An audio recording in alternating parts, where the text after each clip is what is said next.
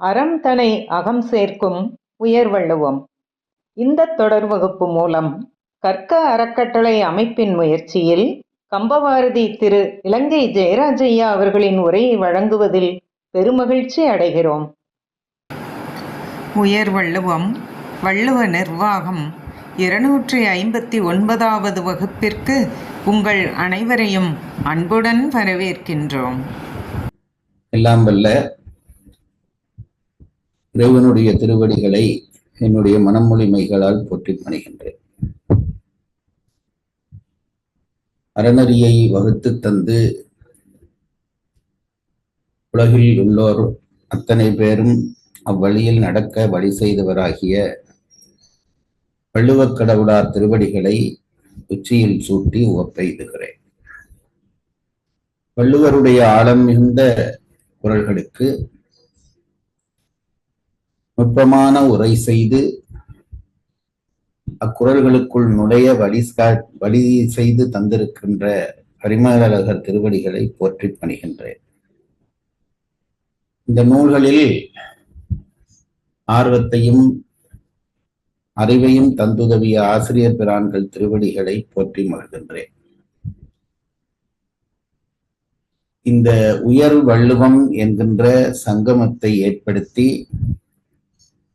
பல ஆண்டுகளாக சோர்வின்றி அதனை நடத்தி செல்லக்கூடிய இளையோருக்கு என்னுடைய வணக்கமும் அன்பும் வாழ்த்துக்களும் உரித்தாகட்டும். அதுபோலவே இந்த சங்கமத்தில் இணைந்து புறநெறியை ஆர்வத்தோடு கற்று வருகிற உங்கள் அனைவருக்கும் என்னுடைய வாழ்த்தையும் வணக்கத்தையும் தெரிவித்து இன்றைய வகுப்புக்குள்ளே நுழையலாம் என்று நினைக்கிறேன். வள்ளுவர் 3 பாலாக தன்னுடைய நூலை செய்தார். அறத்துப்பால், பொருட்பால், காமத்துப்பால் என்று அவற்றுக்கு பெயரிட்டார். வீடு சிந்தையும் மொழியும் செல்லா நிலைமைத்தாகலின் அதனை காரண வகையால் சொல்லி, துறவரம் என்கின்ற காரண வகையால் சொல்லி, மற்றைய 3ஐயும் இலக்கண வகையால் சொல்கிறார் என்கிறார் பரிமேலழகர். இதிலே அறத்துப்பால் 4 இலை கொண்டது, பொருட்பால் 3 இலை கொண்டது, காமத்துப்பால் 2 இலை கொண்டது. பாயிரவியல், இல்லறவியல், துறவரவியல், ஊழியல் என்கின்ற 4ம் அறத்துப்பாலாகிறது. அரசியல், அங்கவியல், ஒளிபியல் என்கின்ற 3ம் பொருட்பாலாகின்றன. கற்பு, களவு என்கின்ற 2ம் நம்முடைய காமத்துப்பாலுக்குள்ளே அடங்குகின்றன. இதிலே அறத்துப்பாலை ஓரளவு நாங்கள் முழுமையாக கடந்து வந்திருக்கிறோம். அது ஓரளவுதான் என்பதை மறந்து போகாதீர்கள். இப்பொழுது நாங்கள் பொருட்பாலில் நிலை கொண்டு நிற்கிறோம். நிர்வாகம் என்கின்ற அந்த பகுதியை பொருட்பால் என்ற வகுப்புக்குள்ளே கொண்டு வந்து அமைக்கிறார். பொருள் வர வேண்டுமானால் அதற்கு தக்க நிர்வாகம் அமைய வேண்டும் என்பதால் பொருட்பாலிலே பொருளின் சிறப்பு கூறாமல் பொருள் வருகின்ற வழியினை சொல்வதாகிய நிர்வாகம் பற்றி எடுத்துச் சொல்லுகிறார். நிர்வாகத்தை பெரும் கூறுகளாக 2 கூறுகளாக பிரிக்கிறார். அதிலே ஒன்று நிர்வாக தலைவன் பற்றியது, மற்றது நிர்வாக அங்கங்கள் பற்றியது. அரசியலிலே நிர்வாக தலைவன் பற்றியும் அவனுடைய கடமைகள் பற்றியும் அவனுடைய லட்சணங்கள் பற்றியும் சிறப்பாக எடுத்துச் சொல்கிறார். அவன் நிர்வாகம் நடத்த வேண்டிய முறைமை பற்றியும் அற்புதமாக நமக்கு எடுத்து காட்டுகிறார். அதற்கு பிறகு அங்கவியலுக்குள்ளே நுழைகிற பொழுது அரசனுடைய நிர்வாகம் நடப்பதற்கு துணை செய்து நிற்கக்கூடிய 6 அங்கங்கள் பற்றி சொல்லுகிறார். படை, குடி, கூழ், அமைச்சு, நட்பு, அரண் என்கின்ற 6ம் இந்த அரசனுக்கு, ஒரு சிறந்த அரசனுக்கு பொருந்தி இருக்குமானால் அவன் அரசர்கள் ஏறாய் திகழ்வான் என்கின்ற கருத்தை அரசியலிலே சொன்னவர். அரசனுடைய இயல்பு பற்றி சொல்லி முடித்ததும் அங்கங்களுடைய இயல்பு சொல்லத் தொடங்குகிறார். அதிலே படை, குடி, கூழ், அமைச்சு, நட்பு, அரண் என்பதிலே நட்பை தவிர மற்றைய விடயங்கள் பற்றி நாங்கள் ஓரளவு படித்திருக்கிறோம். நேற்றைய தினம் 3 மாதங்களுக்கு பிறகு சோர்வில்லாமல் பழையபடி வகுப்புக்குள்ளே நுழைந்திருக்கிறோம். எங்கள் ஊரிலே மகாகவி என்று எங்கள் ஊரிலும் ஒரு கவிஞர் யாழ்ப்பாணத்திலே இருக்கிறார். மிக அற்புதமான கவிஞர். அவர் ஒரு விவசாயி பற்றி பாடுகிறதாகிய ஒரு கவிதை இருக்கிறது. விவசாயி பாடுபடுகிறான், நெல் விளைகிறது. கடைசி நேரத்திலே மழை வந்து நெல்லெல்லாம் அழிந்து போய்விடுகிறது. அது பற்றி சோர்வில்லாமல் பழையபடி வெயில் தொடங்கியதும் விவசாயி கலப்பையோடு வயலுக்குள்ளே இறங்குகிறான் என்பதான செய்தியை சொல்லுகிற அந்த கவிதையின் கடைசி வரியாக அவர் சொல்வது, மீண்டும் தொடங்கும் மிடுக்கு என்று அந்த வரியை முடிப்பார், அந்த கவிதையை முடிப்பார். மீண்டும் தொடங்கும் மிடுக்கு. மிடுக்கு என்ற சொல் நீங்கள் பயன்படுத்துகிறீர்களா? அவர் மிடுக்கு என்பது ஒரு நிமிர்வை சொல்லுகிற சொல். எங்க ஊர்ல அதையும் பயன்படுத்துவார்கள்.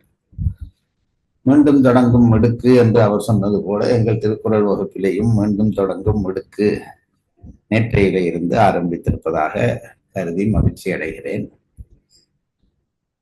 இந்த நட்பு பற்றி சொல்கிற பொழுது அங்கங்களுக்குள்ளே அதற்குத்தான் அதிக அதிகாரங்களை திருவள்ளுவர் ஒதுக்குகிறார் என்கிறார் பரிமேலழகர். நட்புக்கு மொத்தம் 17 அதிகாரங்கள் ஒதுக்கப்பட்டிருக்கிறது என்பது அவருடைய கருத்து. இந்த பொருட்பாலிலே முக்கியமான பகுதி என்று சொல்லி நான் அரசியல், அங்கவியல் இரண்டையும் சொன்னேன். இவற்றுக்கு அப்பாலும் ஒரு இயலை திருவள்ளுவர் அமைத்து வைத்திருக்கிறார். அதற்கு ஒளிவியல் என்று பெயர். அதாவது நிர்வாகம் சார்ந்த, ஆனால் அதே நேரத்திலே நிர்வாகம் சார்ந்து இருந்தாலும் கூட அரசியலுக்குள்ளேயோ அங்கவியலுக்குள்ளேயோ வைக்க முடியாத சில விடயங்கள் இருப்பதை உணர்ந்து அத்தகைய விடயங்களை எல்லாம் ஒன்று சேர்த்து தொகுத்து ஒளிவியல் என்ற தலைப்பிட்டு அதையும் பொருட்பாலினுடைய ஒரு இயலாக ஆக்கி இருக்கிறார். ஆகவே பொருட்பாலிலே அரசியல், அங்கவியல், ஒளிவியல் என்று 3 இயல்கள் வருகின்றன. இந்த அங்கவியலிலே 5 அங்கங்கள் பற்றி படித்து இப்பொழுது நட்புக்குள்ளே நுழைகிறோம். நட்புக்கு மொத்தம் 17 அதிகாரங்கள் என்கிறார் பரிமேலழகர். அதிலே 5 அதிகாரம் நேர்முகமாக நட்பை பற்றி சொல்லுகிற அதிகாரம் என்று நேற்று படித்தோம். நட்பு விடயத்தை நேராக சொல்வது. அடுத்தது எதிர்மறை முகமாக சொல்வது. ஒரு விஷயத்தை 2ஆக சொல்லலாம் என்று நான் முன்பும் உங்களுக்கு சொல்லி இருக்கிறேன். படித்தால் நீ சித்தியடைவாய் என்பது நேர்முக செய்தி, படிக்காவிட்டால் மாடு மேய்ப்பாய் என்பது எதிர்முக செய்தி. ஆகவே இந்த 2 வகையாலும் நட்பை சொல்ல விரும்பிய திருவள்ளுவர் நேர்முகமாக நட்பை சொல்வதற்கு 5 அதிகாரங்களை ஒதுக்கி இருக்கிறார். எதிர்மறையான நட்பை சொல்வதற்கு 12 அதிகாரங்களை ஒதுக்கி இருக்கிறார். நட்புக்கு எதிர்மறை என்றால் அது பகை. அதை நீங்கள் புரிந்து கொள்ள வேண்டும். நட்புக்கு எதுவென்றால் பகை. பகையும் ஒரு வகையிலே நட்போடு சார்ந்த ஒன்றுதான். பகை என்பது, நட்பு என்பது எப்படி உறவோ, பகை என்பதும் ஒரு உறவு. நான் முன்பும் உங்களுக்கு சொல்லியிருக்கிறேன். உறவை 3 கூறுகளாக நம் பெரியவர்கள் பிரித்திருக்கிறார்கள். பகை, நட்பு, பகை, நொதுமல் என்று அதற்கு பெயர். நட்பு என்பது உறவு, பகை என்பது நட்புக்கு எதிரானது. நொதுமல் என்பது 2ம் இல்லாமல் பொதுப்பட நிற்பது. நட்பும் இல்லை பகையும் இல்லை என்று நிற்பதற்கு நொதுமல் என்று பெயர். நொதுமல் என்பது உறவில்லை, ஆனால் நட்பும் பகையும் உறவுதான். அதனால்தான் நட்பை 5 அதிகாரை சொல்லிவிட்டு, அந்த அதிகாரத்தாலே சொல்லிவிட்டு நட்புக்கு எதிரானதான பகை பற்றி வரக்கூடியதாகிய 12 அதிகாரங்களை அடுக்குகிறார். பகை பற்றி வருகிற அதிகாரங்கள் என்றால் என்ன என்று பகையை பற்றி சொல்வாரா என்றால் இல்லை. ஒரு பகை என்ன செய்யும் நம்மை என்றால், நமக்கு என்ன செய்யும் என்றால் நம்மை அழிக்கும், நம்மை வீழச் செய்யும், பழி சூடச் செய்யும். இதுதான் பகை நமக்கு செய்கிற வேலை. ஆகவே வள்ளுவர் என்ன செய்கிறார்? சில அதிகாரங்களை எடுத்துக்கொண்டு இவை ஒரு பகை செய்வது போல ஒரு தலைவனை வீழ்த்துவதற்கு துணை செய்கிற விஷயங்கள்.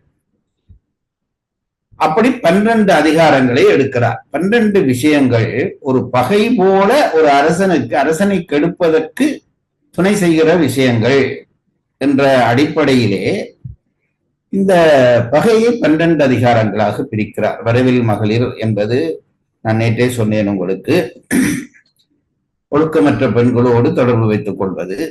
இது ஒரு அரசனை அழிக்கும். ஆகவே அது அரசனுக்கு பகை. பகை என்றபடியால் நட்பின் எதிர்மறை. ஆகவேதான் அப்படி 12 அதிகாரங்களை எதிர்மறை அதிகாரங்களாக வகுக்கிறார். அது பற்றி நாங்கள் அதற்குள்ளே நுழைகிற பொழுது ஒவ்வொரு அதிகாரமாக பார்ப்போம். இந்த நுட்பத்தை மட்டும் நாம் தெரிந்து கொள்ள வேண்டும். நட்பு 5 நேர்முகம், 12 எதிர்மறை முகமாக அமைக்கப்பட்டிருக்கிறது என்கின்ற அந்த வள்ளுவருடைய கட்டித்தனத்தை நாம் ரசித்து ஆக வேண்டும். இனி நட்பு, அந்த நட்புக்குரிய 5 அதிகாரத்திலே முதல் அதிகாரம் நட்பு. நட்பு என்றால் என்ன என்று விளக்கம் செய்ய போகிறார். அதிலே பாயிரத்திலே நேற்று நாங்கள் படித்தோம், படைமாட்சிக்கு பிறகு ஏன் நட்பை வைக்க வேண்டும் என்று கேட்டால், எப்படி ஒரு படை அரசன் எதிரியை வெல்வதற்கு துணையாக இருக்கிறதோ அப்படி நட்பும் துணை செய்யும். நட்பினாலே அரசன் பலம் பெறுவான் என்பதனாலேதான் படைமாட்சிக்கு பிறகு நட்பு வைக்கப்பட்டது என்கிறார். இந்த நட்பு எடுத்தாற் போல அந்த நட்பை பற்றி சொல்கிற பொழுது நட்பு 2 வகைப்படும் என்கிறார். இயற்கை நட்பு, செயற்கை நட்பு என்று நட்பு 2 வகைப்படும். செயற்கை என்று நாங்கள் பொதுவாக சொல்லுகிற பொழுது அதை சற்று தாழ்வாகத்தான் சொல்வது உண்டு. இங்கே அதுவல்ல, தானாக அமைந்து போகிற நட்பு என்பதைத்தான் இயற்கை நட்பு என்கிறார். முயற்சி செய்யாமல் தானாக அமைவது. முயற்சி செய்து நாம் பெற்றுக்கொள்கிற நட்பை செயற்கை நட்பு என்கிறார். இதை நாம் புரிந்து கொள்ள வேண்டும். ஆகவே இங்கு சொல்லப்படுகிற செயற்கை நட்பு என்பதும் எவ்விதத்திலும் குறைந்த ஒன்று அல்ல.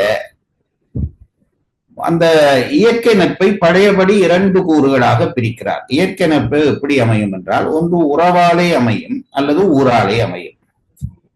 நம்ம உறவு கூட்டத்துக்குள்ளே யாராவது ஒருத்தர் நமக்கு நட்பாக இருப்பார்கள். அதை நாம் உண்டாக்கி கொண்டதில்லை, இயல்பாக அமைந்த நட்பு. அதனாலேதான் அந்த நட்பை ஒரு பகுதியாக எடுக்கிறார். இன்னொரு பகுதி ஒரே ஊர்க்காரர்கள் என்ற அளவிலே ஏற்படக்கூடியதாகிய அந்த நட்புறவு.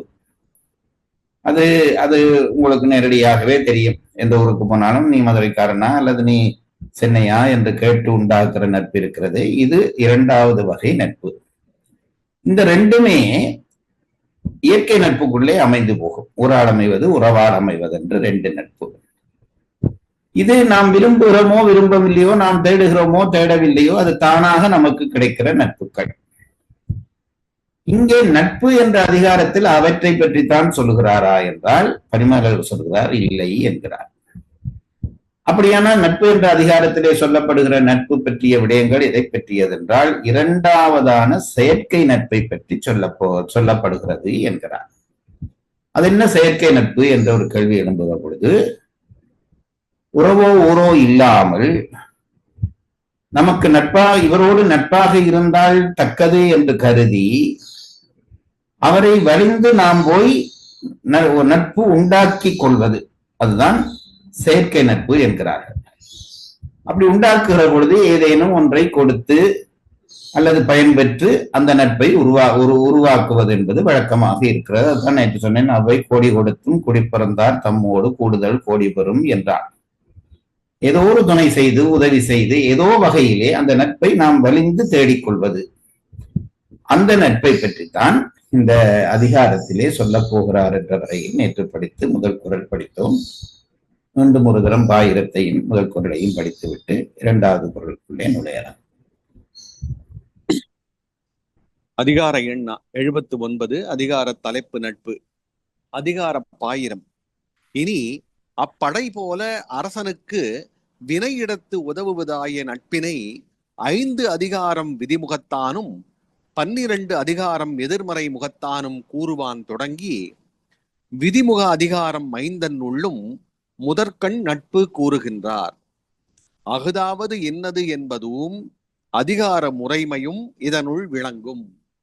அஃதாவது இன்னது என்பதும் நட்பு, நட்பாவது என்னது என்பதும் ஏன் படைச்செருக்குக்கு பிறகு இது வைக்கப்பட்டது என்பதும் மேற்சொன்ன அந்த விளக்கத்தின் ஊடாக நாம் பெற்றுக்கொள்ளக்கூடியதாக இருக்கிறது என்று சொல்லிவிட்டு முதல் குறளுக்குள்ளே நுழைகிறார். குறள் எண் 781.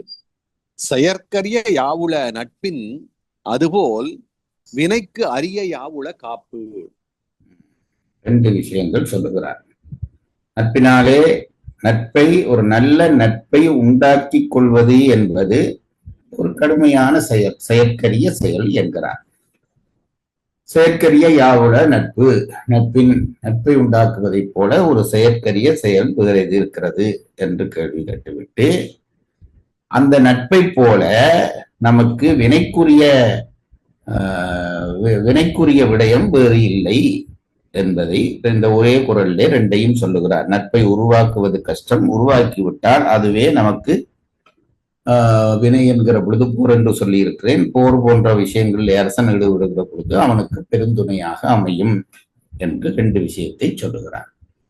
உரைப்படியுங்கள். உரை.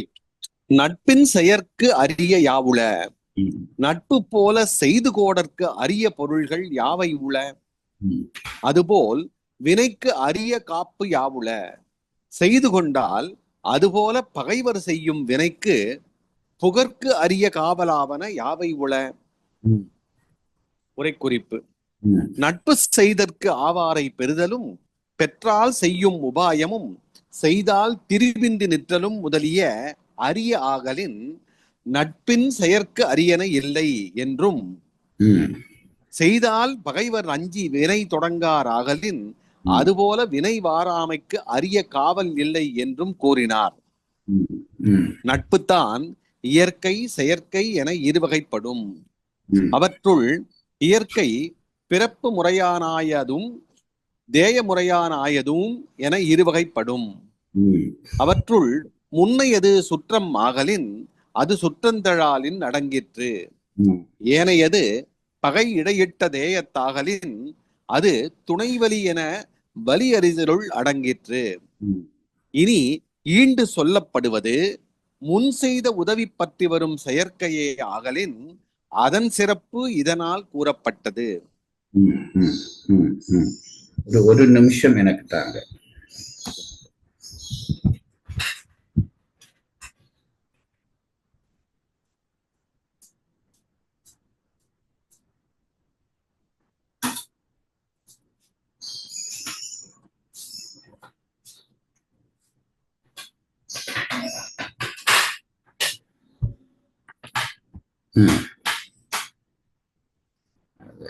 குறிப்பே ஒரு தரம் படிங்க. குறிப்புரை படிச்சிருப்பாங்க. நட்பு செய்தற்கு ஆவாரை பெறுதலும் பெற்றால் செய்யும் உபாயமும் செய்தால் திரிபின்றி நிற்றலும் முதலிய அரிய ஆகலின் நட்பின் செயற்கு அரியன இல்லை என்றும். நட்பை பெறுவது அரிது என்றார். அது என்ன அரிது என்ற கேள்விக்கு 3 விடயங்களை சொல்லுகிறார். ஒன்று, நல்ல நட்புக்குரியவர் இவர் என்று கண்டுபிடிப்பதே ஒரு பெரிய விஷயம், அது ரொம்ப முக்கியம். அது ஒன்று. பிறகு கண்டுபிடித்தால் அவரோடு எப்படி நட்பு கொள்வது என்பது பற்றிய உபாயத்தை கண்டுபிடிப்பது அதைவிட பெரிய விடயம். ஏனென்றால் உயர்ந்தவர்கள் தகுதி அறிந்துதான் நட்பு பூணுவார்கள். ஆகவே அவர்களுடைய மனதிலே இடம் பிடிக்க வேண்டும். முதல் அவர் தகுதி உள்ளவரா என்று பார்க்க வேண்டும், பிறகு மனதிலே இடம் பிடிக்க வேண்டும். பிறகு அப்படி மனதிலே இடம் பிடித்து நட்பை உண்டாக்கிவிட்டால் அது சோர்வுறாமல் பாதுகாக்க வேண்டும். இது 3ம் செய்து பார்த்தால் தான் இதனுடைய கஷ்டம் தெரியும் என்றபடியால் தான் அவர் சொல்றார் அரிய யாவுல என்றார். செய்தால் பகைவர் அஞ்சி வினை தொடங்காராகலின் அதுபோல வினை வாராமைக்கு அரிய காவல் இல்லை என்றும் கூறினார்.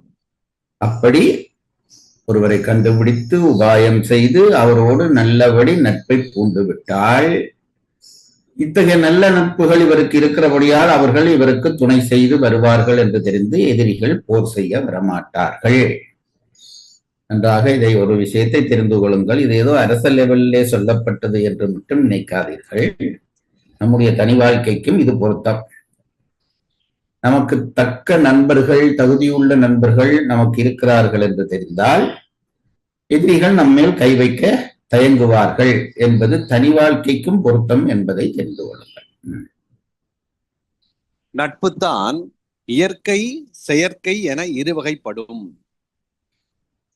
அவற்றுள் இயற்கை பிறப்பு முறையானாயதும் தேய முறையானாயதும் என இருவகைப்படும். அவற்றுள் முன்னையது சுற்றம் ஆகலின் அது சுற்றந்தழாலின் அடங்கிற்று. ஏனையது பகை இடையிட்ட தேயத்தாகலின் அது துணைவலி என வலி அறிதருள் அடங்கிற்று. என்ன சொல்லுகிறார் என்றால், நட்பு 3 வகைப்படும் என்று சொல்லிவிட்டோம். ஒன்று தேயத்தால் ஏற்படுவது, உறவால் ஏற்படுவது, செயற்கையாய் ஏற்படுவது. அப்படியானால் நட்பு என்ற பகுதிக்குள்ளே நுழைகிற பொழுது திருவள்ளுவர் 3 நட்புக்கும் 3 அதிகாரம் வைத்திருக்க வேண்டும் அல்லவா? கேள்வியை எழுப்பாமலே அவர் பதில் சொல்லி கொண்டு போகிறார். நாங்கள் அந்த கேள்வி ஏன் அந்த பதில் சொல்லுகிறார் என்பதை தெரிந்து கொள்ள வேண்டும். அந்த கேள்வி என்ன என்று தெரிந்து கொள்ள வேண்டும். 3 நட்புக்கும் 3 கூறு உண்டு என்றால் 3 கூறுக்கும் அதிகாரங்கள் அமைத்திருக்க வேண்டும். திருவள்ளுவர் ஒரே ஒரு நட்பு பற்றி மட்டும்தான் சொல்லுகிறார், அதுவும் செயற்கை நட்பு என்று சொல்லிவிட்டார். அப்ப ஏன் மற்ற 2ஐயும் போடவில்லை? தேயத்தால் ஏற்படுவதையும் உறவால் ஏற்படுவதையும் ஏன் போடவில்லை என்றால், உறவால் ஏற்படக்கூடிய நட்பு ஓரளவு முன்னே சுற்றந்தலால் என்று ஒரு அதிகாரம் செய்தோம், படித்தோம். அரசன் சுற்றங்களை பணி நடப்பதும் அவனுடைய நிர்வாகத்துக்கு பலன் தரும் என்று முன்பு படித்தது உங்களுக்கு ஞாபகத்திலே இருக்கும். ஆகவே சுற்றந்தலாலுக்குள்ளே சுற்றத்தால் வருகிற நட்பு அடக்கப்பட்டு விட்டது. மற்றது தேயத்தாலே ஏற்படுகிற நட்பு, அந்த ஊர்வென்ற அந்த உறவாலே ஏற்படக்கூடிய அந்த நட்பு என்பது துணைவலி என்று சொல்லப்படுகிற வலியறிதலுக்குள்ளே துணைவலி என்று ஒன்றை சொல்லி அது மற்றவர்களாலே பெறுகிற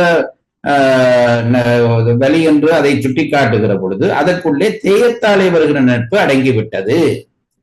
ஆகவே அதை 2ஐயும் விட்டு இங்கே செயற்கை நட்பை, அதாவது ஒரு உதவி புரிந்து பெறுகிறதாகிய நட்பை பற்றித்தான் சொல்கிறார் என்கிறார். இந்த விஷயமெல்லாம் நாங்கள் தனியே படித்திருந்தால், இந்த திருக்குறளை படித்திருந்தால் தெரிய வாய்ப்பில்லை.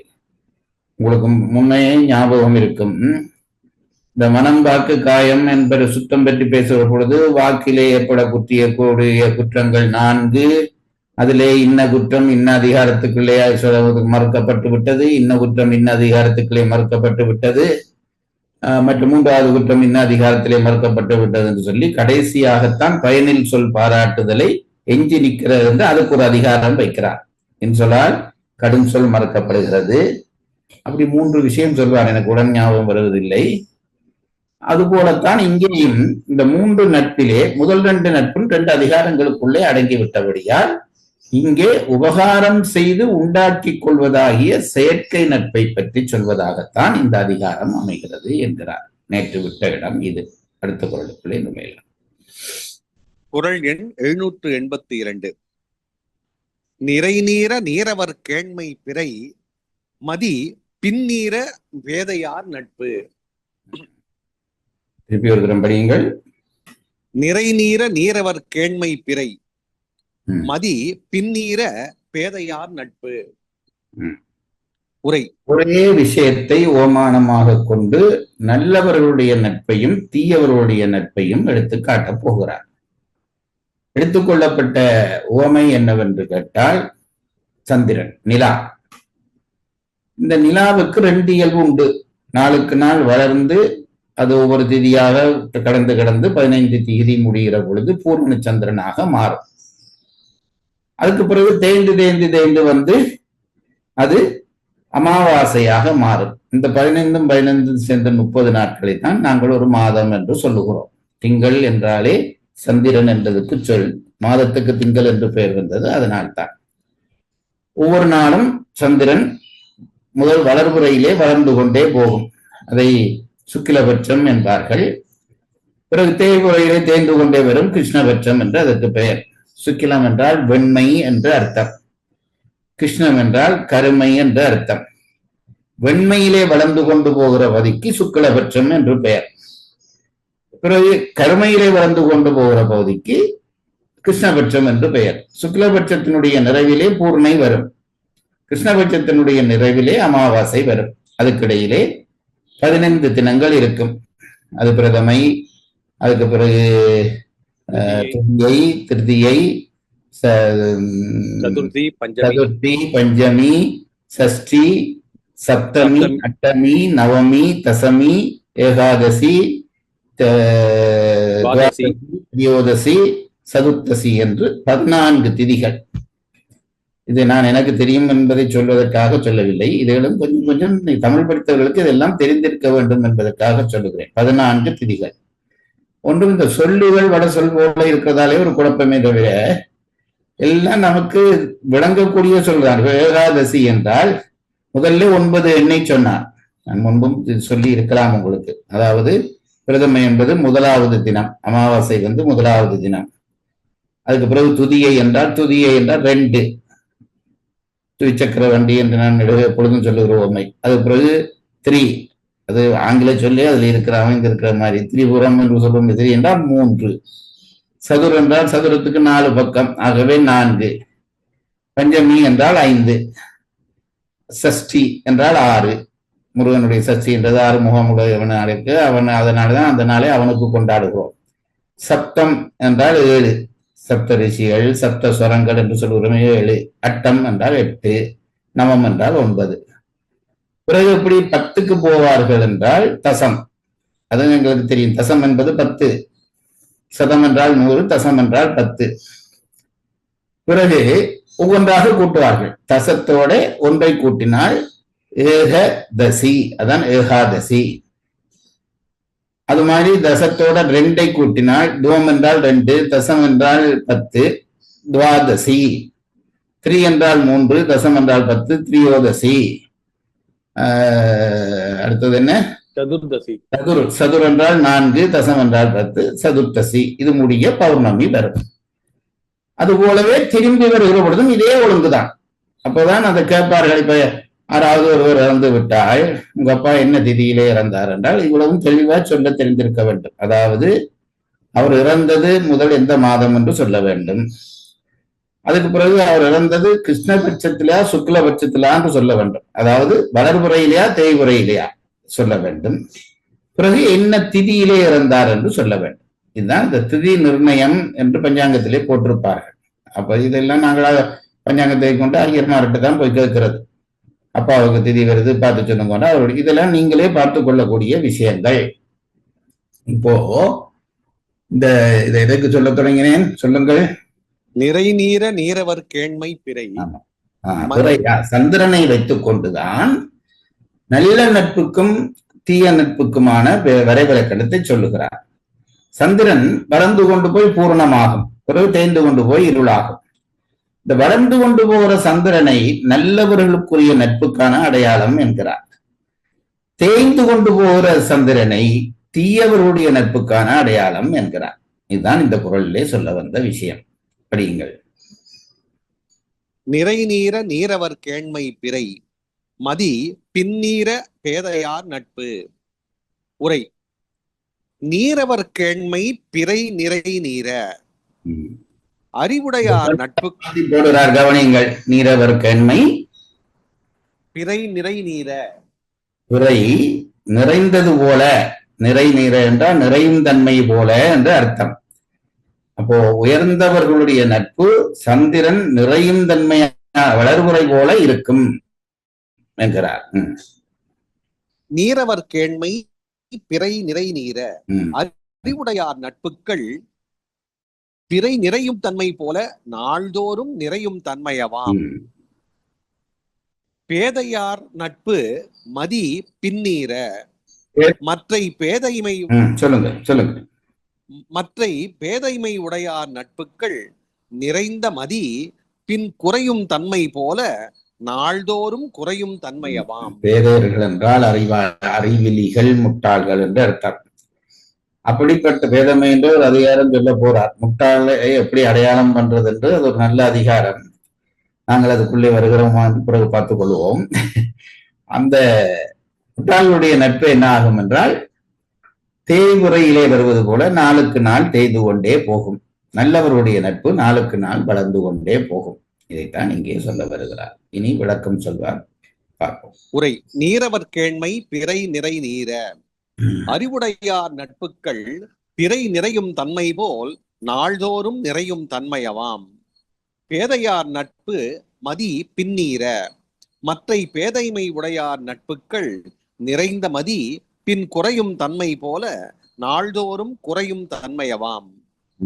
உரைக்குறிப்பு: நீரவர் என்றார் இனிமை பற்றி. நிறை நீர என்ன குரலை சொல்லுங்க?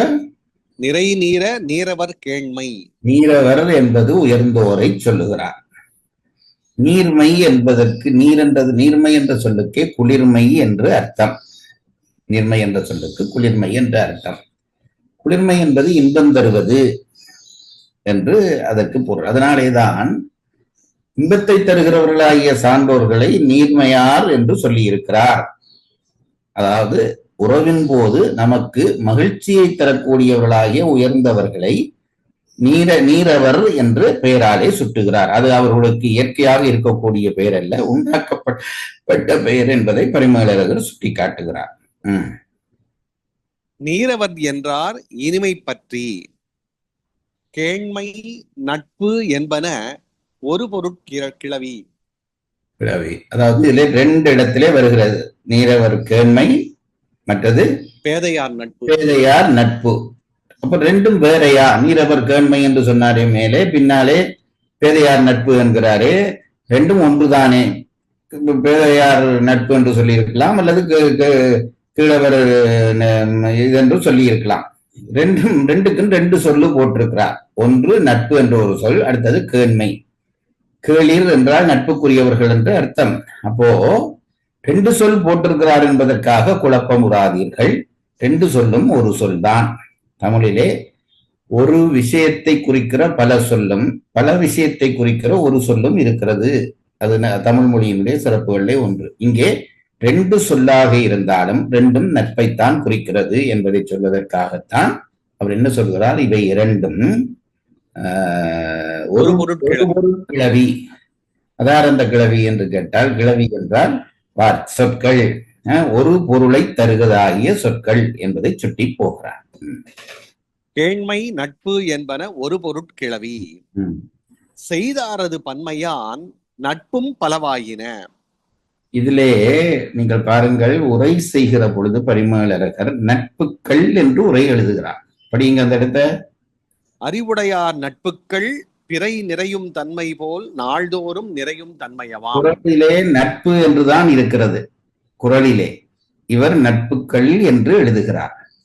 அப்படி ஏன் நட்புக்கள் என்று எழுதினார் என்றால், குறித்த ஒருவர், ஒரு குறித்த நல்லவருடையது நட்பு, குறித்த நல்லவர்களுடையது நட்புக்கள் என்று வர வேண்டும். அதனாலேதான் இங்கே பன்மை பொருளிலே நட்புக்கள் என்று எழுதியிருக்கிறார்.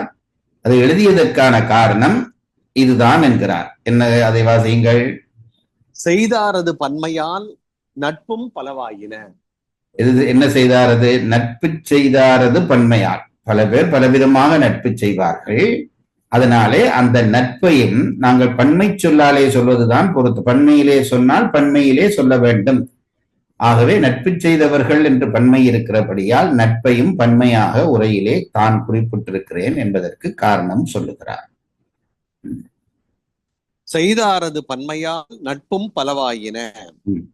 அறிவுடையாரும் செய்தன முன் சுருங்கி பின் பெருகற்கும், பேதையாரும் செய்தன முன் பெருகி பின் சுருங்கற்கும் காரணம் தம்முள் முன் அறியாமையும் பின் அறிதலுமாம். 2 சொல்கிறார். நல்லவர்கள் செய்கிற நட்பு முன் சுருங்கி பின் பிரியும். தனி சொன்ன பௌர்ணமி வளர்புரை போல முன் சுருங்கி கிடந்து பிறகு கொஞ்சம் கொஞ்சமாக விரிந்து கொண்டு போகும் நல்லவருடைய நட்பு. தீயவர்களுடைய நட்பு என்ன நடக்கும் என்றால், முன் விரிந்து பின் போக போக போக சுருங்கி கொண்டு போகும். பௌர்ணமியிலிருந்து அமாவாசைக்கு வரும். இது 2ம் வித்தியாசம். இதுக்கு 2க்கும் என்ன காரணம் என்று கேட்டு ஒரே காரணத்தை 2க்கும் சொல்லுகிறார். முதல் சுருங்கி விரிவதற்கும் அதேதான் காரணம், விரிந்து சுருங்குவதற்கும் அதேதான் காரணம். என்ன காரணம் என்றால் அதை சொல்லுகிறார். படிங்கள். தம்முள் முன் அறியாமையும் பின் அறிதலுமாம். அதாவது முதல்ல இந்த நல்ல நட்புக்கான அடையாளத்தை பார்ப்போம். அவர்களுடைய நட்பு எப்படி என்றால் பௌர்ணமியை போல என்று சொன்னார்.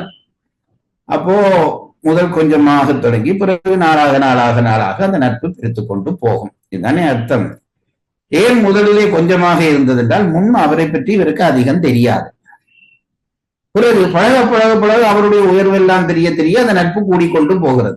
ஆகவே முன் சுருங்கியதற்கு காரணம் அறியாமை, பெரியதற்கு காரணம் அறிவு. இப்போ கேள் மக்களுடைய நட்பு முதல் எடுத்தாற் போல ரொம்ப பெருசா விரியும்.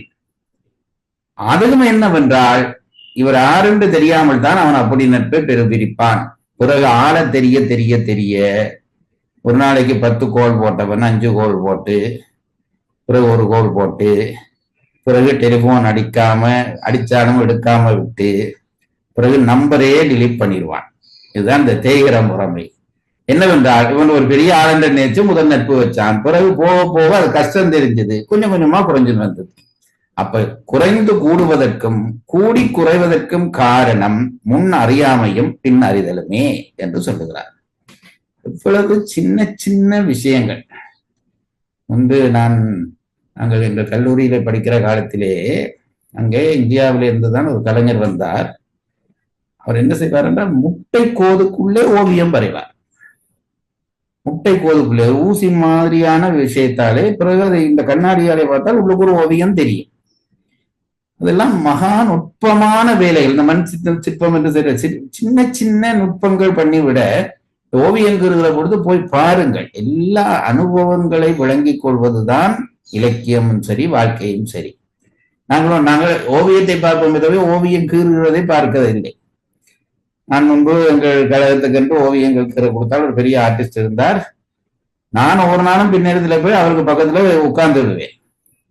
அவர் எனக்கு சொல்லுவார், நீங்கள் ஓவியங்கிறது தந்தால் எனக்கு சந்தோஷமும் தான் கஷ்டமும் தான் என்னுவார். நான் என்ன என்றால் திருப்தி வரும் வரைக்கும் விட மாட்டேன். அது செய்யுங்கள் இது செய்யுங்கள் என்றால் அது அவருக்கு சிரமம். ஆனால் வந்திருந்து ஒருத்தன் ரசிக்கிறானே என்பது அவருக்கு சந்தோஷம். நான் அப்ப கண்டு கொண்டது ஓவியத்துல பிறகு அது பல நுட்பம் இருக்கிறது. ஒரு இதுல ஒரு இந்த இடம் கொஞ்சம் உயரமா வர வேணும்னா நாங்க நினைக்கிறது ஏதோ அதை மேடு மாதிரி போடுறது இல்லை. ஒரு ஒரு பெயிண்டாலே ஒரு சும்மா ஒரு கோடு தட்டி விடுவார், அந்த இடம் மாறுபட்டு போகும். அப்படிதான் இந்த சின்ன நுட்பங்கள் ஓவியங்கள் முதலியவற்றிலே வருவது. கலைகள் எல்லாவற்றிலும் இருக்குது. சின்ன நுட்பத்தை ரசிக்கத்தான் ஆட்கள் பெரிய உயர்ந்தவர்கள் வருவார்கள். மற்றதை எல்லாரும் ரசிச்சுட்டு போயிடுவாங்க. சின்ன நுட்பம் அது அன்றைக்கு இந்த டிவியில சொன்னார்கள். இதெல்லாம் இந்த முத்தமழை பொழிகிறது என்று ஒரு பாட்டு இப்ப வந்திருக்கிறது அல்லவா, அதுல அந்த 2ஆம் அவள் பாடின பாட்டு ரொம்ப பிரசித்தி பெற்று விட்டது. அவளுக்கு என்ன பெயர் தெரியுமா? நீங்க ஒருத்தர் இந்த உலகத்துல இல்ல போல இருக்கு, திருக்குறளுக்குள்ள மட்டும்தான் இருக்கிறீர்கள் போல இருக்கு. புது பாட்டுங்களா? அந்த பாட்டை கேட்காட்டி நீங்கள் ஒரு பாக்கியமான அர்த்தம். சின்மயி பாடிய பாடலே அந்த பாட்டை கேளுங்க கட்டாயம். யூடியூப் முழுக்க அதான் குட்டி வச்சிருக்கிறாங்க. அந்த பாட்டுல என்ன பண்ணுவாள் என்றால் அதை இன்னொருத்தி தான் பாடினாள். அந்த பாட்டை சினிமாவில பாடினவள் இன்னொருத்தி. இவளு அந்த நிகழ்ச்சியிலே ஒரு நாள் அவளை பாட சொல்லி கேட்டபோது பாடி இந்த பாட்டு எங்கேயோ போச்சு, அந்த பாட்டு இல்லைன்ற அளவுக்கு ஆகி போச்சு. இந்த பாட்டுல சும்மா அந்த 2 பாட்டையும் ஒப்பிட்டு போட்டு வைத்திருக்கிறார்கள். இந்த யூடியூப்ல 2 பாட்டையும் பக்கம் பக்கமா ஒரு வரியும் போட்டு வச்சிருக்காங்க. அது என்ன வேண்டாம், சும்மா ஒரு ஒரு ஒரு ஒரு ஹம்மிங் கொடுப்பாள். ஒரு வரியில இருந்து அடுத்த வரிக்கு ஒரு ஹம்மிங். அது பாட்டை எங்கேயோ கொண்டு போய் விடும். அது மாதிரி சின்ன சின்ன நுட்பங்கள் பண்றதை ரசிக்கிறது தான் பெரிய வேலை. பரிமாணர்கள் செய்வது இயல் துறையிலே செய்கிற சின்ன சின்ன நுட்பங்கள். இதெல்லாம் நாங்கள் நினைத்தும் பார்த்திருக்க மாட்டோம். இந்த சந்திரனை போல வளர்ந்து தெய்வம் என்று சொல்லி விட்டு போயிடுவோம். இவர் அதுக்கெல்லாம் விளக்கம் சொல்கிறார். செய்யறதுக்கும் வளர்றதுக்கும் காரணம் முன் அறியாமையும் பின் அறிதலும். முன்னறியாமல் நட்பு சுருக்கமாக அறிய அறிய நட்பு விரியும் நல்லவர்களுடையது. தீயவர்களது முன்னறியாமல் நெருங்கி போய்விட்டு பிறகு போக போக சுருங்கும் என்று இந்த நட்பினுடைய வளர்ச்சி தன்மையை சந்திரனை வைத்து விளங்கப்படுத்துகிறார். குறள் எண் 782 மறுவாசிப்பு. நிறைநீர நீரவர் கேண்மை பிறை மதி பின்னீர பேதையார் நட்பு. உரை: நீரவர் கேண்மை பிறை நிறை நீர. அறிவுடையார் நட்புக்கள் பிறை நிறையும் தன்மை போல நாள்தோறும் நிறையும் தன்மையவாம். பேதையார் நட்பு மதி பின்னீர. மற்றை பேதை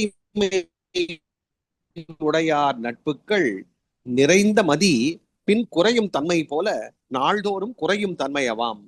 உரை குறிப்பு: நீரவர் என்றார் இனிமை பற்றி. ம். கேண்மை நட்பு என்பன ஒரு பொருட்கிளவி. செய்தாரது பன்மையால் நட்பும் பலவாயின. அறிவுடையாரும் அறிவுடையாரும் செய்தன முன் சுருங்கி பின் பெருகற்கும். பேதையாரும் பேதையாரும் செய்தன முன் பெருகி பின் சுருங்கற்கும் காரணம் தம்முள் முன் அறியாமையும் பின் அறிதலுமாம். திருக்குறளை படிக்கிறவங்க எல்லாருக்கும் நான் ஒன்று சொல்ல விரும்புகிறேன். இந்த தமிழ் படித்தவர்கள் பெரும்பாலும் செய்த தவறிலே ஒன்று, உலகத்தோடு ஒட்ட ஒழுகுதல் அவர்களுக்கு இல்லை. தமிழ் என்றால் தமிழ் இலக்கணம் அப்படி திருவள்ளுவர் கம்பரோடையே நின்று விடுவார்கள். நவீன உலகத்துக்குள்ளேயும் ஒரு ஒரு தமிழ் படித்தவனுக்கு தெரியாத விஷயம் என்று ஒன்றும் இருக்கப்படாது. அதுக்காகத்தான் இந்த முத்தமிழை தமிழை எல்லாம் சொல்றதுக்கு காரணம், அது எல்லாவற்றையும் தெரிந்து கொள்ளவன். அப்பதான் அறிவு விரிவு ஏற்படும். இன்றைக்கு என்ன உலகத்துல முக்கியமா இருக்கிறது என்று தெரியாவிட்டால் தமிழ் படித்து பிரயோசனம் இல்லை. அது முத்திக்கு படிக்கிற படிப்பாக மட்டும்தான் இருக்கு. உலகத்துக்குமாகத்தான் திருவள்ளுவர் திருக்குறள் செய்கிறார் என்பதை தெரிந்து கொள்ளுங்கள். ஐயா இப்படி அடிக்கடி என்னென்னவோ சொல்கிறார் என்று தவறாக நினைத்து விடாதீர்கள். அதுதான் அதை வலியுறுத்தி கொண்டிருக்கிறேன். அடுத்த குறள். குறள் எண் 783. நவில்தொறும் நூல் நயம் போலும் பயில்தொறும் பண்புடையாளர் தொடர்பு. உரை. அதுவும் ஒரு நல்ல குறள். நவில்தொறும் நூல் நயம் போலும் பயில்தொறும் பண்புடையாளர் தொடர்பு. உரை. பண்பு உடையாளர் தொடர்பு பயில்தொறும். நற்குணம் உடைய மக்கள் தம்முள் செய்த நட்பு பயிலும் தோறும் அவருக்கு இன்பம் செய்தல் நூல் நவில்தொறும் நயம் போலும். நூற்பொருள் கற்கும் தோறும் கற்றார்க்கு இன்பம் செய்தலை ஒக்கும். திருவள்ளுவர் எப்படிப்பட்ட படித்த மனுஷன் என்றத இந்த குறள்ல காட்டுறார். நல்லவர்களோடு செய்கிறதாகிய நட்பு பழக பழக பழக மேலும் மேலும் இனிமை தந்து கொண்டே போகும்.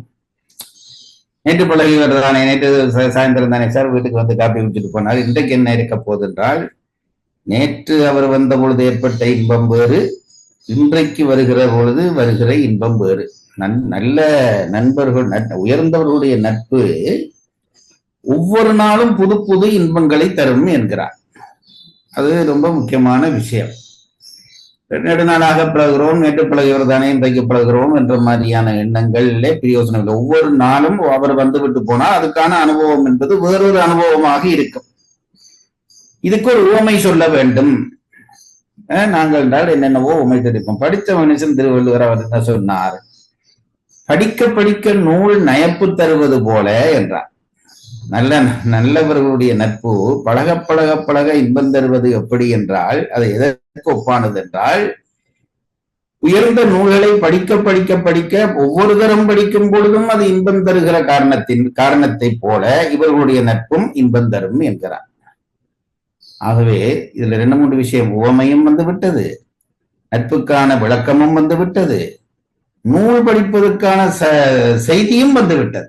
என்ன சொல்லுகிறார்? நூல், நீங்க பல பேர் நினைப்பார்கள் நான் படிச்சது தானே சார் என்பார்கள். படிச்சது என்றால் உனக்கு அவ்வளவுதான், திருப்பி படிக்கிற பொழுது வேறொரு காட்சி தரும் அந்த நூல். அது படிக்கிறதுல ஆர்வம் உள்ளவர்களுக்கு தான் அந்த அனுபவம் புரியும். ஒவ்வொரு தரம் படிக்கிற பொழுதும் இதை இப்படி சொல்லி இருக்கலாமே, உங்களிலே பல பேர் கேள்விகள் கேட்கிற பொழுது நான் அதை நினைப்பேன். அவ்வளவு தூரம் நான் அதை பார்க்காத ஒரு பகுதியை நீங்கள் பார்த்திருப்பீர்கள். அப்படி திரும்ப திரும்ப படிக்கிற பொழுது அது அந்த அந்த கல்வி இன்பம் தரும். அதனாலேதான் சரஸ்வதி என்ன கற்றது கைமண்ணளவு கல்லாதது உலகளவு உத்தமிடம் கடைமருந்தை ஓதுகிறாள். அது இல்லை, சரஸ்வதி வீணை மீட்டுவதற்கு சொல்ற ஒரு பாட்டுக்கு, அது வீணை மீட்டல் என்பது திரும்ப திரும்ப படித்தல். அதான் சரஸ்வதியே என்ன செய்கிறாளாம்? படித்த சரஸ்வதியே வீணையை மீட்டிக்கொண்டிருக்காண்டா படித்ததை திருப்பி திருப்பி படிக்கிறாளாம். படிக்க படிக்க படிக்க கூர்மையா, ஒரு தீட்டு தீட்டினால் கத்தி கூர்மையாயிரும். பிறகு என்னும் திட்ட திட்ட திட்ட அவ்வளவுதான் இல்லை, தீட்ட திட்ட திட்ட அந்த கூர்மை கூடிக்கொண்டே போகும். அப்படித்தான் படிப்பும் இருக்க வேண்டும் என்று சொல்ல வருகிறார். படிங்கள். உரை. பண்பு உடையாளர் தொடர்பு பயில்தொறும். நற்குணம் உடைய மக்கள் தம்முள் செய்த நட்பு பயிலும் தோறும் அவர்க்கு இன்பம் செய்தல் நூல் நவில்தோறும் நயம் போலும்.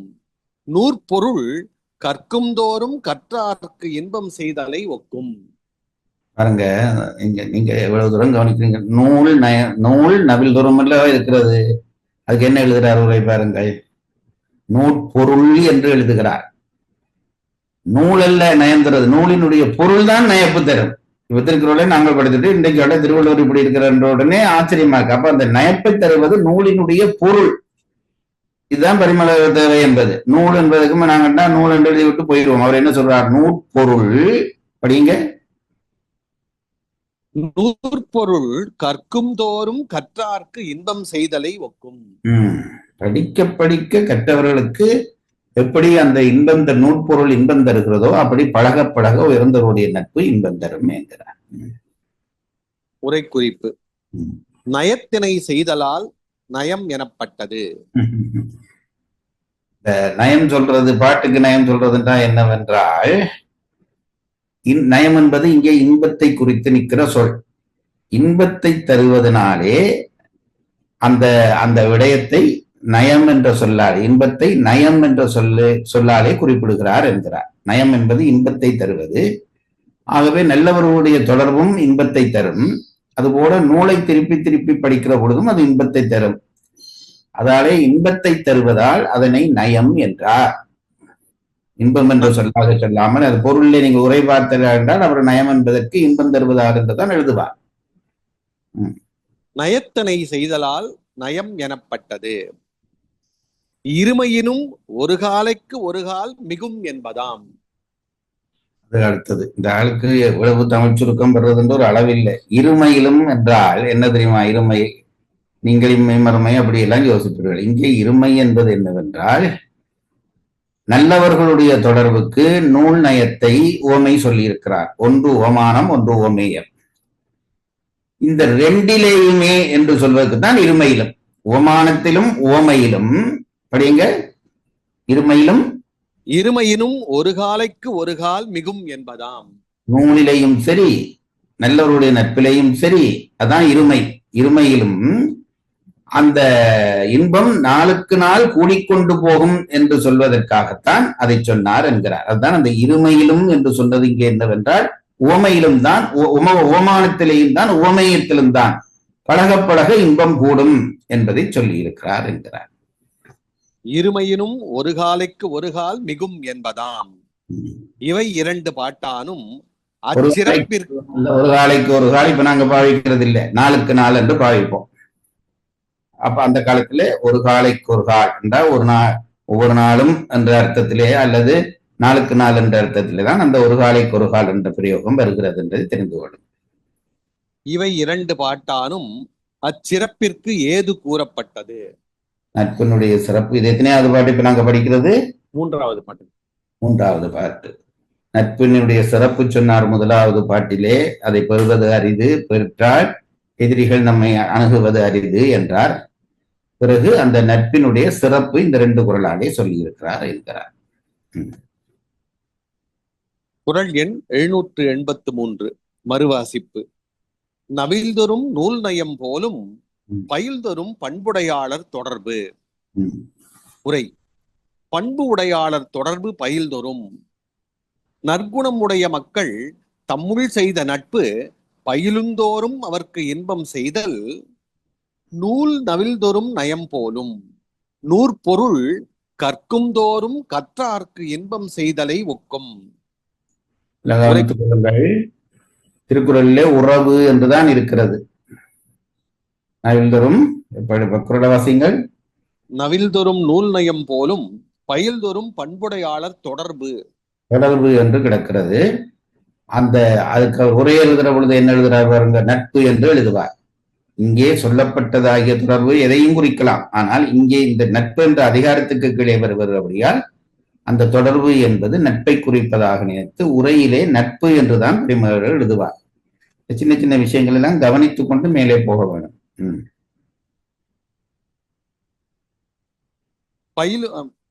நூல் நவில்தொறும் நயம் போலும். நூற்பொருள் கற்கும் தோறும் கற்றார்க்கு இன்பம் செய்தலை ஒக்கும். உரை குறிப்பு: நயத்தினை செய்தலால் நயம் எனப்பட்டது. இருமையினும் ஒரு காலைக்கு ஒரு கால் மிகும் என்பதாம். இவை இரண்டு பாட்டானும் அச்சிறப்பிற்கு ஏது கூறப்பட்டது. எது குறள் கூறப்பட்டதென்றால் நட்பினுடைய சிறப்புக்கான காரணம் சொல்லப்பட்டது என்கிறார். குறள் எண் 784. ம், நகுதற் பொருட்டன்று நட்டல் மிகுதிக்கண் மேற்சென்று இடித்தற் பொருட்டு. ம், ம். நட்பு என்பது கூடி கழித்து சிரித்து போவதற்காக அல்ல. நண்பன் பிழை செய்கிற பொழுது அதை தடுத்து அவனை இடித்துரைத்து அவனை தடுப்பதற்காகத்தான் நட்பு என்கிறார். இப்ப இப்படி எல்லாம் நட்பு இருக்கிறதா? நகுதற் பொருட்டு தான் இப்ப பெரும்பான்மையான நட்புகள். நாம் என்ன பிழை செய்தாலும் நம்மோடு சேர்ந்து நம்மை ஊக்கப்படுத்தி பிழை செய்து நாங்கள் விழுந்த பிறகு நான் அப்பவே நினைச்சேன் என்பான். உண்மை நண்பன் என்ன செய்வான் என்றால், சிரிக்கிறதுக்காக மட்டும் நட்பில்லை. நண்பன் பிழை செய்கிற பொழுது மேற்சென்று முந்திச் சென்று இடித்தற் பொருட்டு அவனை கண்டித்து தடுப்பதுதான் உண்மையான நட்பு என்று நட்பினுடைய இன்னொரு வரைவிலக்கணத்தை சொல்லுகிறார். இப்ப லைக் போடுதாங்க நட்பு. இப்படி ஒரு நூல் செய்கிற எண்ணம் அந்த மனிதனுக்கு வந்ததே ஒரு ஆச்சரியம் தான் பாருங்க. அதாவது ஒரு விஷயத்தை எடுத்து 1.25 வரியில ஒரு 10 குறளுக்குள்ளே அதுக்குள்ள சொல்லாததும் இல்லை, இனி சொல்ல வேண்டியதும் இல்லைங்கிறது இல்லை என்ற அளவுக்கு எல்லா விஷயத்தையும் சொல்லுகிற அமைப்பு கொண்டு உருவாக்கினது என்பது அதனால்தான் தெய்வ புலவர் என்று சொல்கிறார்கள் போல் இருக்கிறது. உரை. நட்டல் நகுதற் பொருட்டன்று ஒருவனோடு ஒருவன் நட்பு செய்தல் தம்முள் நகுதற்கு இயைந்தன சொல்லி நகையாடற் பொருட்டு அன்று. அதுதான் நட்டல் என்றால் நட்பு செய்தல். அது அந்த சொற்கள் எல்லாம் இப்ப நாங்கள் நட்டல் என்ற சொல் பாவிக்கிறதில்லை. நட்டல் என்றால் நட்பு செய்தல் எதற்காக என்றால் சொல்லுங்க. தம்முள் நகுதற்கு ஏய்ந்தன சொல்லி நகையாடற் பொருட்டு அன்று. சிரிக்க சிரிக்க அவர் பேசுவார், சார் வந்தா இந்த நேரம் சிரிச்சிட்டு இருக்கலாம் என்றது நட்பல்ல. நகுதற்கு உரியன சொல்லி அவர்களை சிரிச்சு கொண்டு இருக்கிற அந்த அவரோட இருந்தா நேரம் போறதே தெரியாது சார், அதெல்லாம் வேற. அது அதுல பிரேமலர் கடைசியில் ஒரு உரைக்குறிப்புல ஒரு நுட்பம் பண்ணுவார். அதனால அந்த இடம் வர்ற பொழுது சொல்கிறேன். இப்ப என்ன சொல்கிறார் என்றால், ஏந்தன சொல்லி என்னென்றால் அவர்களுக்கு பிடிச்சதற்கு பேசவன். பிடிச்சது பேசினா தானே சிரிப்பு வருது, பிடிக்காத பேசினா யாருக்காவது சிரிப்பு வருமா? ஆகவே அவர்களுக்கு என்ன பிடிக்கும் என்று பார்த்து அதை சொல்லி சிரிக்க பண்ணுவதற்கல்ல நட்பு என்கிறார். நகுதற் பொருட்டன்று ஒருவனோடு ஒருவன் நட்பு செய்தல் தம்முள் நகுதற்கு ஏய்ந்தன சொல்லி நகையாடற் பொருட்டு அன்று. மிகுதிக்கண் மேற்சென்று இடித்தற் பொருட்டு அவருக்கு வேண்டாத செய்கை உளதாய வழி முற்பட்டு கழறுதற் பொருட்டு. முற்பட்டு கலறுதல் பொருட்டு என்றால் அவர்களை கண்டிக்கிற பொருட்டு தான் அந்த விஷய நட்பு இருக்க வேண்டும். அவர்கள் பிழையான வழியிலே போகிறார்கள் என்றால் இந்த முற்பட்டு என்ற சொல்லுக்கு விளக்கம் எழுதுவார். முற்பட்டு அவர்களை கண்டிக்க வேண்டும். இதுதான் நட்புக்கான அடையாளம். சும்மா சிரிக்கிறது நட்புக்கான அடையாளம் என்று நினைக்காதே என்றார். மிகுதிக்கண் மேற்சென்று இடித்தற் பொருட்டு அவருக்கு வேண்டாத செய்கை உளதாய வழி முற்பட்டு கழறுதற் பொருட்டு. உரைக்குறிப்பு.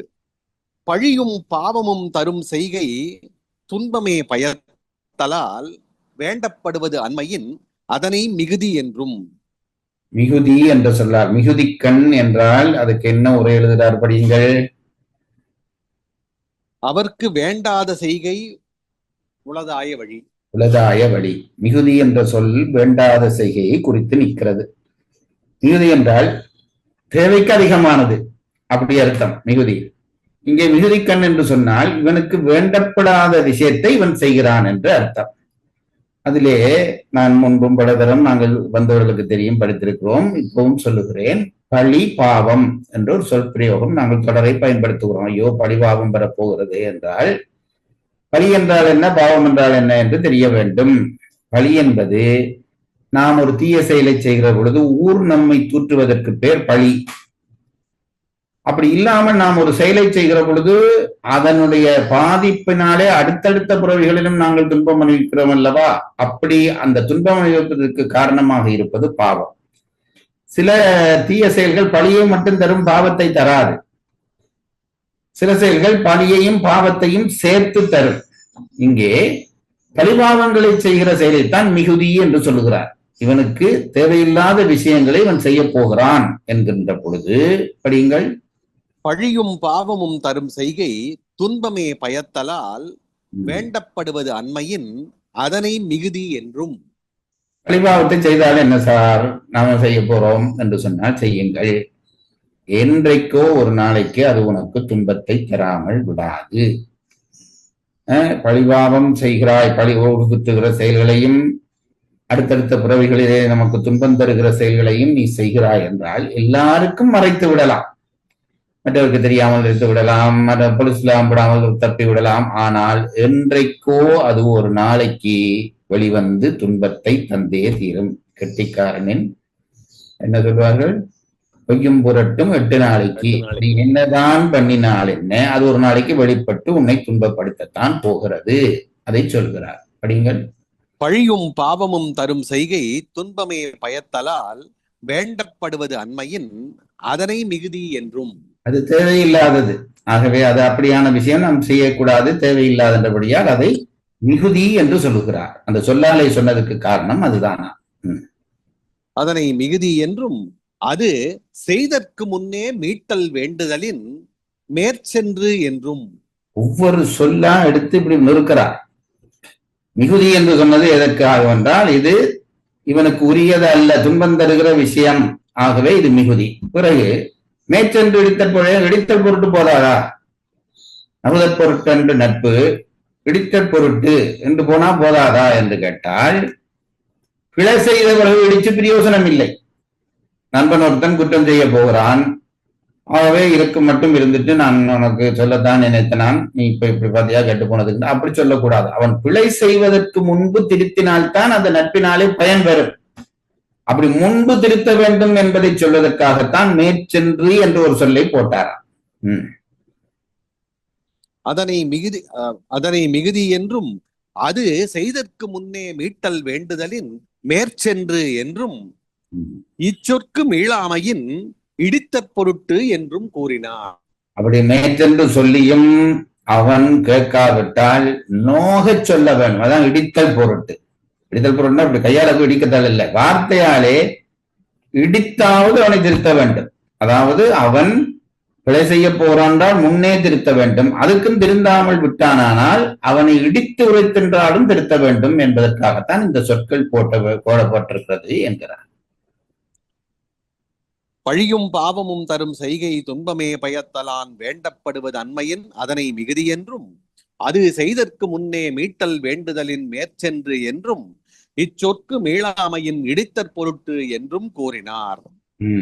இதனால் நட்பின் பயன் கூறப்பட்டது. நட்பினுடைய பயன் இதுதான். நல்ல நண்பனாக இருந்தால் நாம் பிழை செய்ய முற்படுகிற பொழுது பிழை செய்வதற்கு முன்பாகவே நம்மை கண்டித்து அதற்கும் நாம் திருந்தாத பட்சத்திலே வலிமையாக நோகச் சொல்லியாவது நம்மை திருத்துவதுதான் நட்பினுடைய, ஒரு நல்ல நண்பனுடைய வேலை. அதுதான் நட்பினுடைய பயன் என்று சொல்லி இந்த குறளை முடிக்கிறார். குறள் எண் 784 மறுவாசிப்பு. நகுதற் பொருட்டன்று நட்டல் மிகுதிக்கண் மேற்சென்று இடித்தற் பொருட்டு. உரை: நட்டல் நகுதற் பொருட்டன்று. ஒருவனோடு ஒருவன் நட்பு செய்தல் தம்முள் நகுதற்கு ஏய்ந்தன சொல்லி நகையாடற் பொருட்டு அன்று. மிகுதிக்கண் மேற்சென்று இடித்தற் பொருட்டு. அவருக்கு வேண்டாத செய்கை உளதாய வழி முற்பட்டு கழறுதற் பொருட்டு. உரை குறிப்பு: பழியும் பாவமும் தரும் செய்கை துன்பமே பயத்தலால் வேண்டப்படுவது அண்மையின் அதனை மிகுதி என்றும் அது செய்தற்கு முன்னே மீட்டல் வேண்டுதலின் மேற்சென்று என்றும் இச்சொற்கு மீளாமையின் இடித்தற் பொருட்டு என்றும் கூறினார். இதனால் நட்பின் பயன் கூறப்பட்டது.